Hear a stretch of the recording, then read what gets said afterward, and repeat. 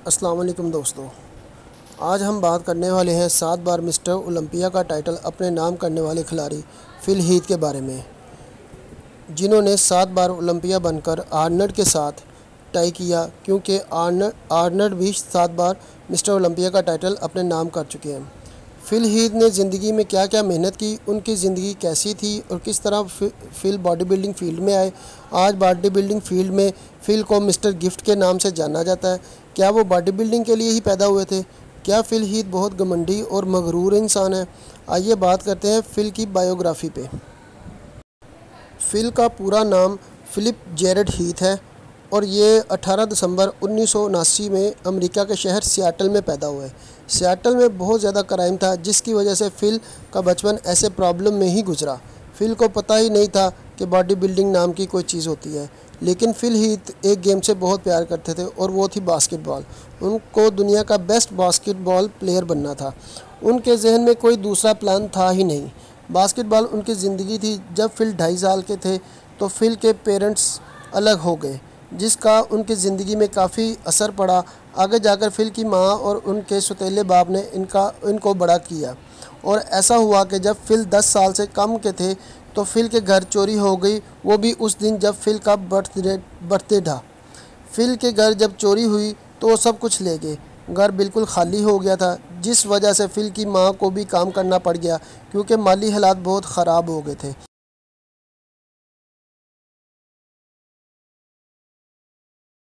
Fill ने कभी ये नहीं सोचा था कि मेरे माँ बाप काम कर रहे हैं तो मैं आराम से बैठकर खाऊं। बहुत ही छोटी उम्र में फिल के अंदर एक आग लग गई थी कि मुझे अपनी एक आग लगन लग गई थी कि मुझे अपनी गरीबी को मिटाना है और ज़िंदगी में कामयाब इंसान बनकर दिखाना है।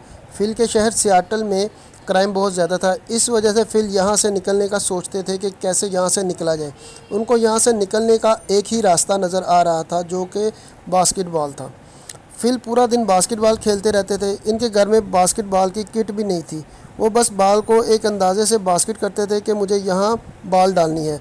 एक दिन जब फिल स्कूल से घर घर पहुँचते हैं तो देखते हैं कि उनके सौतेले बाप ने उनके लिए बास्केट लगा दी है, जिससे फिल अच्छे से प्रैक्टिस कर सके। फिल बास्केटबॉल में काफ़ी अच्छे थे। जब फिल हाई स्कूल में पहुँचे तो फिल अपनी बास्केटबॉल टीम के कैप्टन थे और स्टेट लेवल पर बास्केटबॉल खेला करते थे। इनको क्लियर था कि इनको ज़िंदगी में क्या करना है। उनको ज़िंदगी में बहुत सारा पैसा कमाना था, एक बेस्ट बास्केटबॉल प्लेयर बनना था और अपनी फैमिली को सारी सहूलियात और ऐशो आराम देना था। लेकिन सबसे पहले फिल को सियाटल से निकलना था। अभी फिल बहुत अच्छे और नामवर खिलाड़ियों के साथ खेल रहे थे। अभी तक फिल का सफ़र बहुत अच्छा जा रहा था। इनका इसी बास्केटबॉल की वजह से इनका सिलेक्शन हो जाता है यूनिवर्सिटी ऑफ डेनवर में। यूनिवर्सिटी ऑफ डेनवर में स्कॉलरशिप मिल जाती है उनको। फिल 2 अलग अलग कोर्सेज पकड़ते हैं, आईटी और बिज़नेस मैनेजमेंट। फिल हीथ बहुत खुश थे कि जिस तरह मैं कैप्टन था अपने स्कूल में, उसी तरह यहाँ पर भी रहूँगा। 5 फुट 9 इंच की फिल के लिए ये मुमकिन नहीं था कि वो 6 फुट 2 इंच 6 फुट 5 इंच के प्लेयर को कम्पीट कर पाते, क्योंकि बास्केटबॉल प्लेयर बहुत लंबे होते हैं।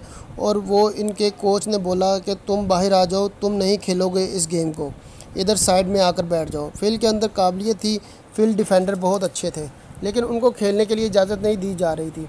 4 साल तक वो अपनी गेम में एक एक्स्ट्रा खिलाड़ी की तरह बाहर बैठकर अपनी टीम को देखते थे। जब उनकी टीम हारती थी तो फिल को बहुत ज़्यादा दुख होता था कि मेरी वजह से ऐसा हो रहा है, लेकिन वो कुछ नहीं कर पा रहे थे। उनको बहुत गुस्सा आता था और वो अपना सारा गुस्सा बास्केटबॉल के कोर्ट के चारों तरफ भागते रहते। 5-6 किलोमीटर तक भागकर अपना गुस्सा कम करते थे। इस तरह वो अपनी फ्रस्ट्रेशन को रिलीज़ करते। जो गेम उनके लिए सब कुछ था, वही उनको खेलने नहीं दिया जा रहा था। फिल हीथ को इस बात का अंदाज़ा नहीं था कि जहां बास्केटबॉल के लिए उनको सिलेक्ट नहीं किया जा रहा, वहां बॉडी बिल्डिंग के लिए बने हैं। वो बॉडी बिल्डिंग के लिए बने हैं। उनके जेनेटिक्स इतने अच्छे हैं कि वो बॉडी बिल्डिंग में नंबर 1 है। फिल जब 20-21 साल के थे, उस वक्त मेंटल स्टेबिलिटी इतनी नहीं होती कि आप कोई भी फ़ैसला बहुत जल्दी से ले सको।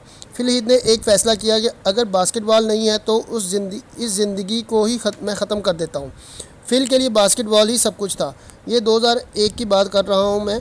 यही वो पागलपन होता है, या तो आपको सबसे आगे ले जाता है या तो आप दुनिया से चले जाते हैं। फिल का ये पागलपन जो कि बास्केटबॉल के लिए देखा वही पागलपन कुछ अरसे बाद बॉडी बिल्डिंग के लिए भी देखा।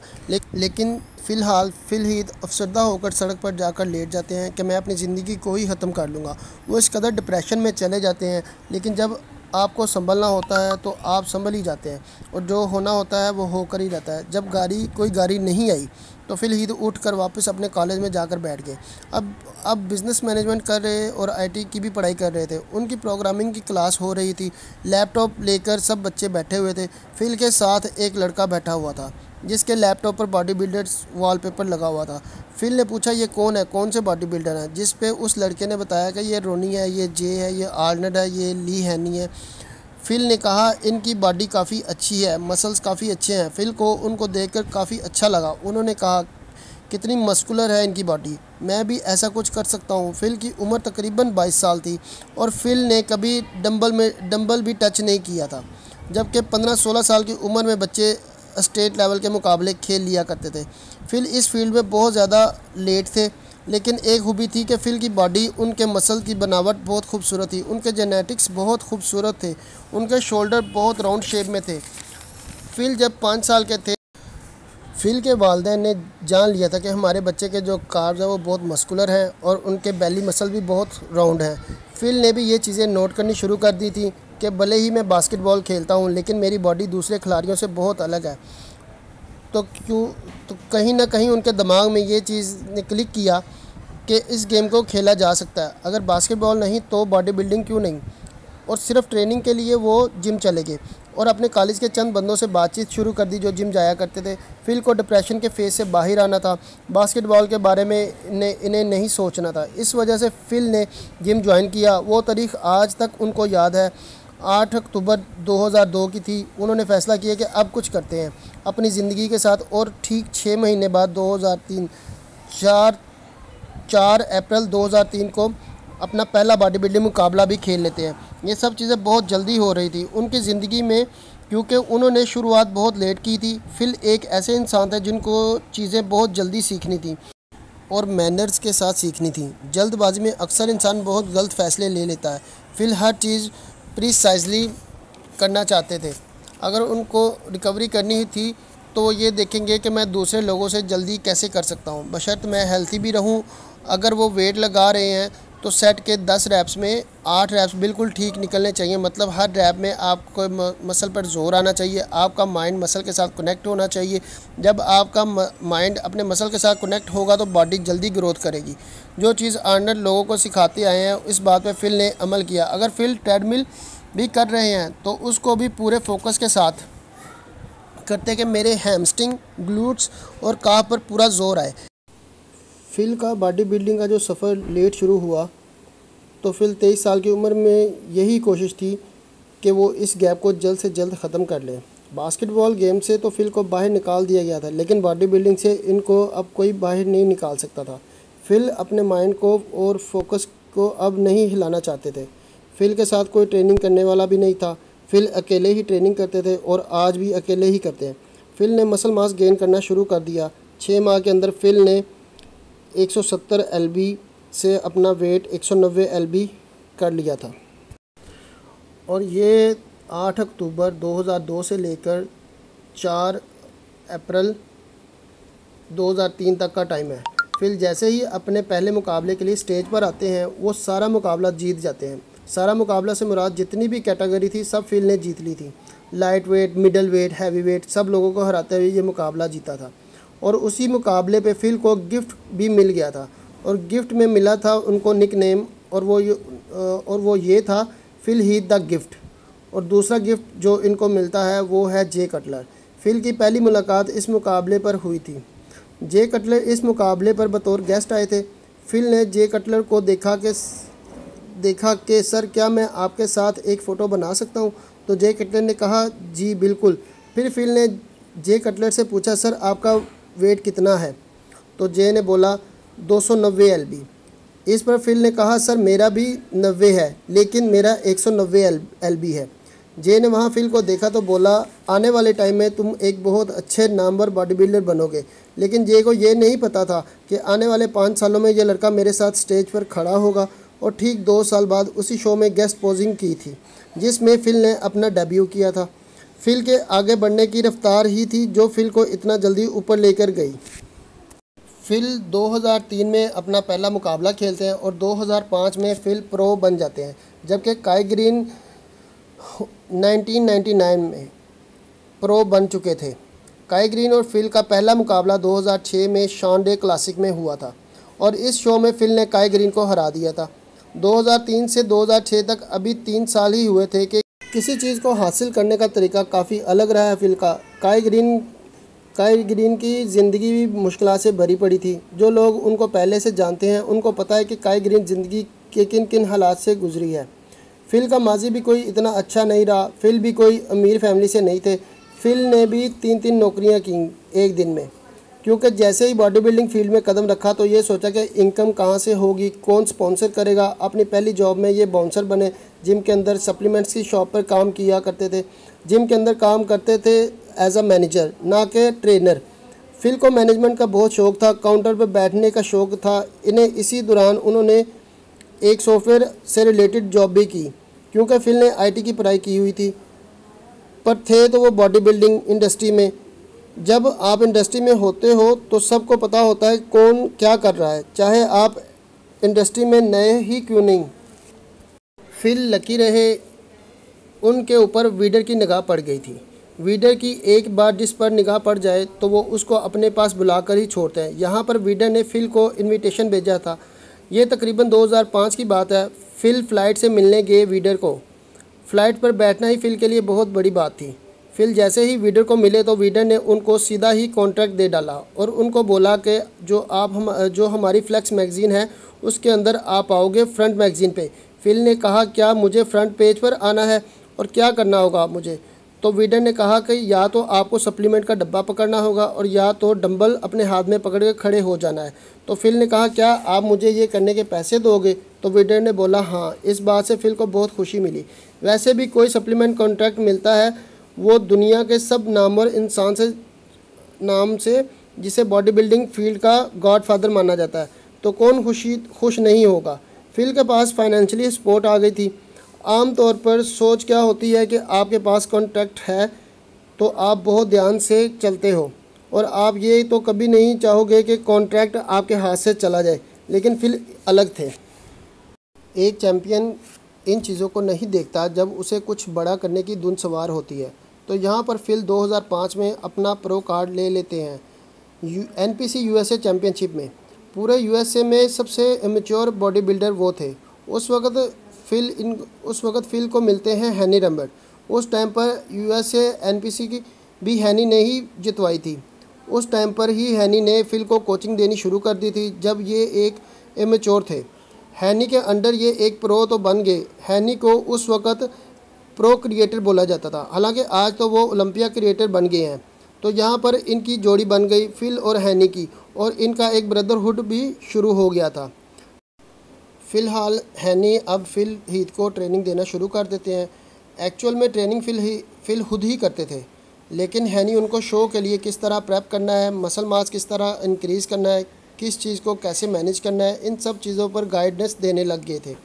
इस वक्त फिल कोलोराडो स्टेट में आ चुके थे। 2003 में फिल ने कोलोराडो के मुकाबले खेले थे जो कि वो जीत चुके थे और अपने उसी एम्ब्रेस जिम में ट्रेनिंग किया करते थे जहां उन्होंने अपने आप को प्रो बनते देखा था। और फिर ओलंपिया इस जिम में ट्रेनिंग तो कर रहे थे। फिर 2006 में प्रो डेब्यू करने का टाइम था।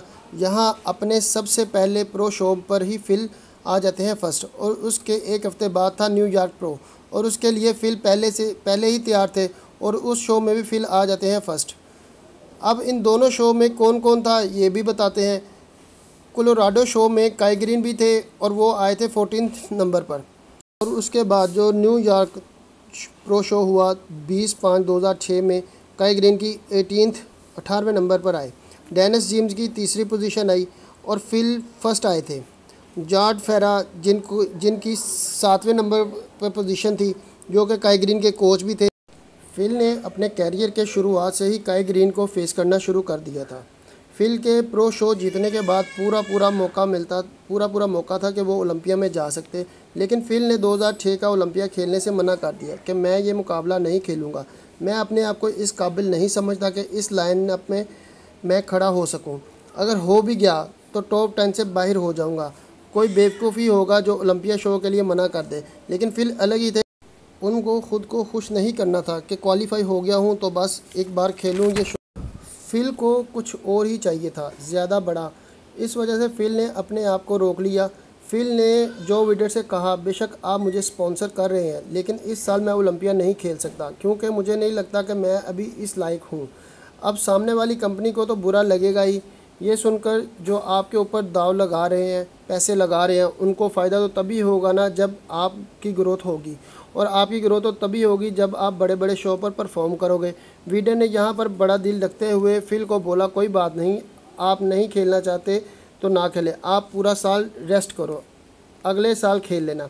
विडर भी इस बात को समझते थे कि चैम्पियन माइंड सेट वाला इंसान कैसा होता है, क्योंकि विडर का पहले भी ऐसे लोगों से पाला पड़ा है। इसके साथ 2007 में पहला आर्नल्ड क्लासिक, जिसमें फिल की 5वीं पोजीशन आती है क्योंकि ये शो विक्टर मार्टिनस जीत जाते हैं, उस शो में फर्स्ट आते हैं और डेक्स्टर जैक्सन की 2nd पोजीशन आती है। अब उस वक्त ओलंपिया के ऐसे रूल्स थे कि अगर आप आर्नल्ड क्लासिक में टॉप 5 में आ जाते हैं तो आप ओलंपिया के लिए क्वालिफाई कर जाते हैं। तो अब फिल दोबारा ओलंपिया के लिए क्वालिफाई कर चुके थे, लेकिन फिल फिर से विडर के पास गए और उनको बोला कि मैं इस साल भी ओलंपिया नहीं खेल पाऊँगा। ये कदम फिल के लिए भारी पड़ गया था। विडर फिर से मान गए थे क्योंकि उन्होंने फिल को कॉन्ट्रैक्ट इसलिए नहीं दिया था कि वो ओलंपिया खेलेंगे, बल्कि उनकी बॉडी शेप को देखते हुए उनको कॉन्ट्रैक्ट दिया था। इस वक्त फिल को और बहुत से लोगों को मनाना पड़ गया, इंक्लूडिंग पीटर मैकगोफ, जो कि लेजेंड फोटोग्राफर जाने जाते थे बॉडी बिल्डिंग इंडस्ट्री के। खैर अब तो वो नहीं है। उन्होंने लोगों को समझाया कि मैं अभी नहीं खेल सकता हूँ। फिल की रेपुटेशन इतनी ख़राब हो गई क्योंकि विडर ने फिर कह दिया था कि ठीक है आप मत खेलो, लेकिन लोगों ने उनको माफ़ नहीं किया और ये अफवाह फैल गई कि फिल एक डरपोक इंसान है। ये बड़े बड़े बॉडी बिल्डर्स को फेस करने से डरते हैं और इस चीज़ की फिल को कीमत भी चुकानी पड़ी।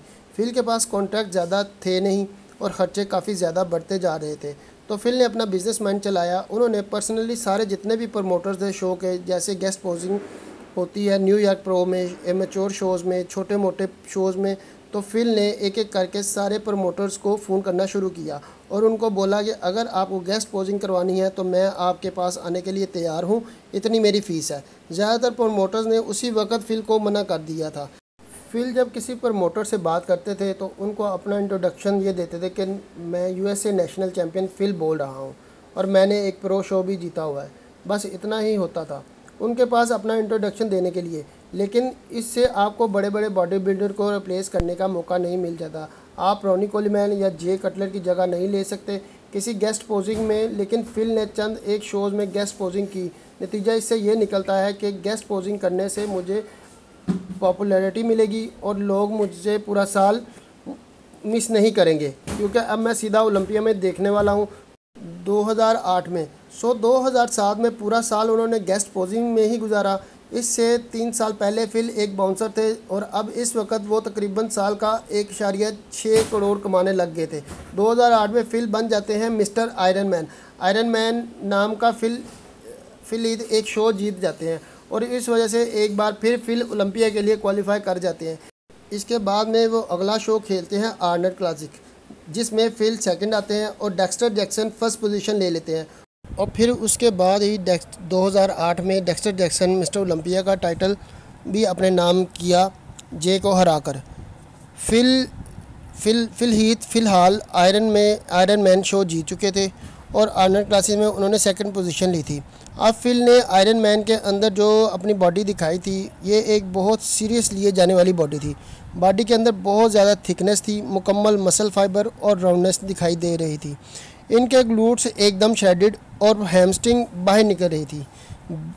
बैग में इतनी ज़्यादा विड्थ नहीं थी, लेकिन थिकनेस सबसे ज़्यादा थी।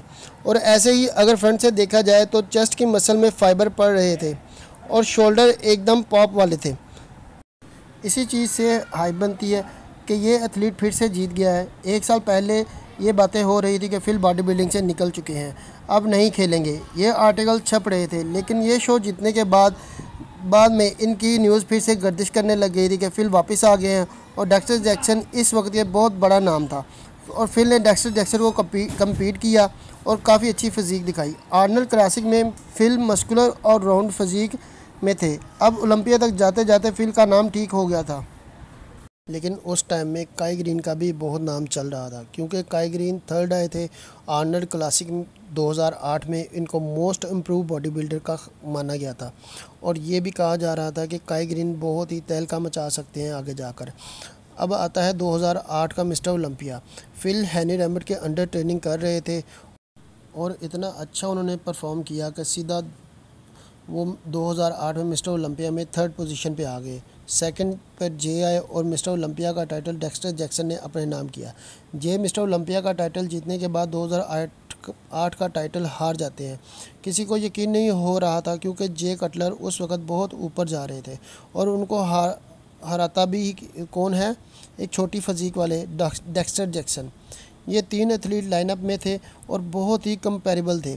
2008 में ये बातें उठना शुरू हो गई थी कि जे कटलर तो अब हो चुके हैं ख़त्म, फिल है अब फ्यूचर। डेक्स्टर जैक्सन बहुत अच्छे हैं, वो भी फर्स्ट या सेकंड आ सकते हैं। इन दोनों के बारे में बातें होना शुरू हो गई। जे कटलर को उस वक्त हर बंदे ने क्रॉस कर दिया था और सबकी नज़र में जे कटलर सिर्फ नेगेटिविटी थी। फिल जे को 2003 से जानते थे। इनके दरमियान काफ़ी दोस्ती हो गई थी। 2005 में दोनों ने इकट्ठी गेस्ट पोजिंग भी की थी। इनकी दोस्ती और गहरी होती गई। फिल जे के घर काफ़ी आना जाना शुरू कर दिया था। वीडियो गेम खेलने के फिल बहुत ही शौकीन रहे हैं आज तक भी। तो जे के घर में फिल और जे दोनों मिलकर गेम खेला करते थे। फिल ने जे के बुरे टाइम में दोस्ती निभाई और जे कटलर की मदद की। जे कटलर को हैनी रैम्बर्ट को से मिलवाया। जे कटलर उनको मना कर रहे थे, क्योंकि जे उस वक्त क्रिस असीडो के क्लाइंट थे। उन्होंने जे का कैरियर डुबा दिया था। तो फाइनली जे ने हैनी को ज्वाइन कर लिया और ये 2009 से कुछ अर्सा पहले की बात है। फिल भी हैनी के अंडर ट्रेनिंग कर रहे थे। इस वक्त हैनी के पास 2 बड़े क्लाइंट थे। 2009 का साल शुरू हो जाता है। इस साल फिल की प्रेप में आने लग गए थे बहुत से इश्यूज़। उनकी हेल्थ इश्यूज़ भी आने लग गए। फिल बीमार पड़ गए थे। फैमिली इश्यूज़ बहुत से थे। दूसरी तरफ जे की फ़िज़ीक कैसी बनती जा रही थी ये किसी को भी नहीं पता था, लेकिन उम्मीदें ये लगाई जा रही थी कि इस साल फिल ही बनेंगे मिस्टर ओलंपिया। और ये सबसे पुराने मिस्टर ओलंपिया बने खिलाड़ी कह रहे थे।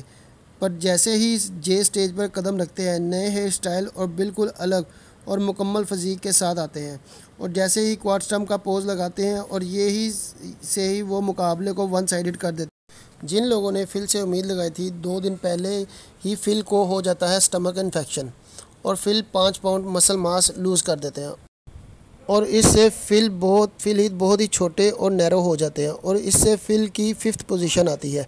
फर्स्ट पे आते हैं जे कटलर, सेकंड पे आते हैं ब्रैच वार्नर, थर्ड पे पोजीशन आती है डेक्स्टर जैक्सन की, 4th पोजीशन पे आते हैं काई ग्रीन और 5th पोजीशन पे आते हैं फिल हीथ।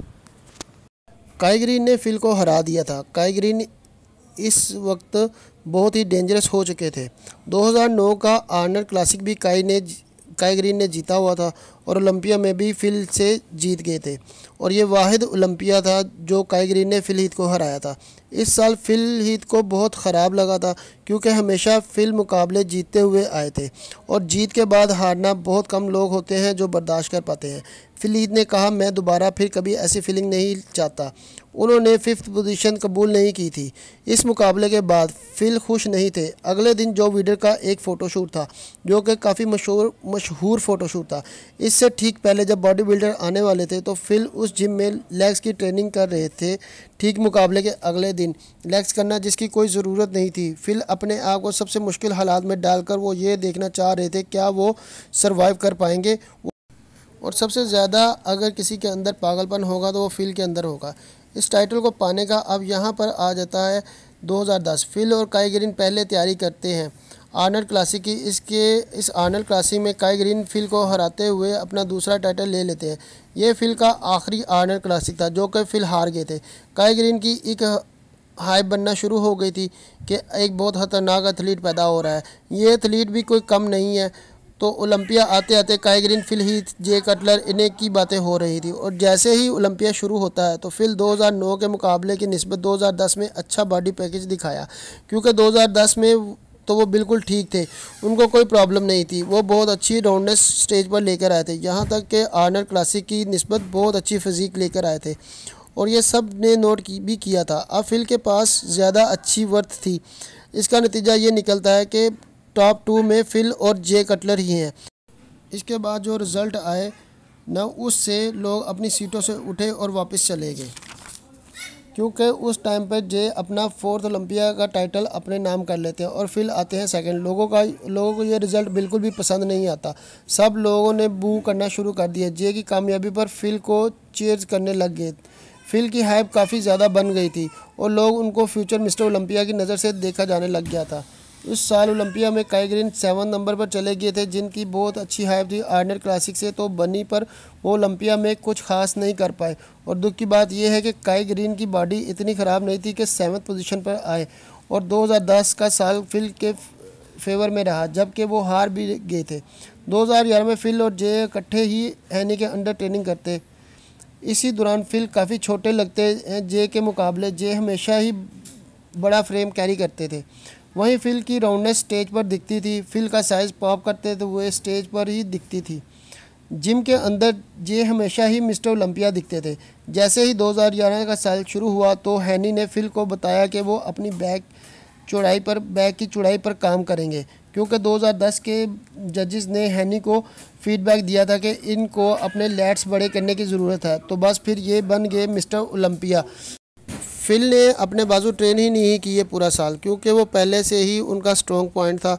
तकरीबन 235 lbs वेट में स्टेज पर पहुंच गए। और 2011 में फिल एक ऐसी फिज़ीक के साथ स्टेज पर आए थे जो आज तक लोगों को याद है, जिसको आज तक की बिल्कुल परफेक्ट फिज़ीक माना जाता है, क्योंकि ऐसी फिज़ीक आज तक कोई भी नहीं लेकर आया, चाहे वो डोरन गेट्स है, रोनी कोलेमैन है, आर्नल्ड श्वार्ज़नेगर है, जे कटलर है या कोई और। फिल ऐसी फिज़ीक थी जिसमें मसल्स पूरे और राउंड में थे। मसल में थिकनेस थी बैलेंस मसल के साथ। इस फिज़ीक में कोई कमी निकालने का कोई जवाज़ ही नहीं बनता था। और यहाँ पर फिल अपना पहला मिस्टर ओलंपिया का टाइटल अपने नाम करते हैं और जे कटलर को हरा देते हैं। जे पहले से ही जान चुके थे कि वो इस मुकाबले को हार चुके हैं और जे कटलर ने मुस्कुराते हुए अपनी हार को तस्लीम किया। जे कटलर फिल की जीत पर बहुत खुश थे। उनको पता था कि मेरा टाइम जा चुका है, अब ये नए लड़कों का टाइम है। जे कटलर रोनी कोलेमैन को बहुत मिस करते थे, क्योंकि रोनी के साथ जो उनका हंसी मजाक शुगल होता था वो फिल काई ग्रीन या ब्रेंडन कैरी के साथ नहीं होता था। जे को रोनी के साथ ही मज़ा आया करता था। और 2011 में जे ने बॉडी बिल्डिंग को अलविदा कह दिया, लेकिन 2013 में एक बार जे वापस ज़रूर आए। और पर सब लोग जानते थे कि फिल का टाइम गुजर चुका है। 2011 सोशल मीडिया का दौर था, अब ये नया दौर था। और फिल पहले social media influencer US era के बॉडी बिल्डर बने। और दोस्तों, इससे आगे की कहानी हम सब जानते हैं कि 2011 से 2017 तक कोई भी बॉडी बिल्डर फिल को नहीं हरा सका। और इस तरह 7 बार मिस्टर ओलंपिया का टाइटल फिल ने अपने नाम किया। पर कहानी हमेशा इतनी सीधी नहीं चलती। जीतने के बाद अगली जीत को कायम रखना बहुत मुश्किल होता है। फिल ने 7 साल तक अपनी जीत को कायम रखा। फिल ने ज़िंदगी में बहुत सारी गलतियां की थी और कुछ गलतियां उन पर ज़बरदस्ती थोप दी गई थी, लेकिन फिल ने ज़िंदगी से बहुत कुछ सीखा। सन 2020 में फिल ने मिस्टर ओलंपिया का अपना आखिरी मुकाबला खेला था, जिसमें फिल ने अपनी 3rd पोजीशन हासिल की थी। हमारी वीडियो को लाइक करें, शेयर करें और हमारे चैनल बॉडी बिल्डिंग सीधी बात को सब्सक्राइब करें। अब तक के लिए इतना ही। मिलते हैं नेक्स्ट वीडियो में नए टॉपिक के साथ। तब तक के लिए अल्लाह हाफिज़।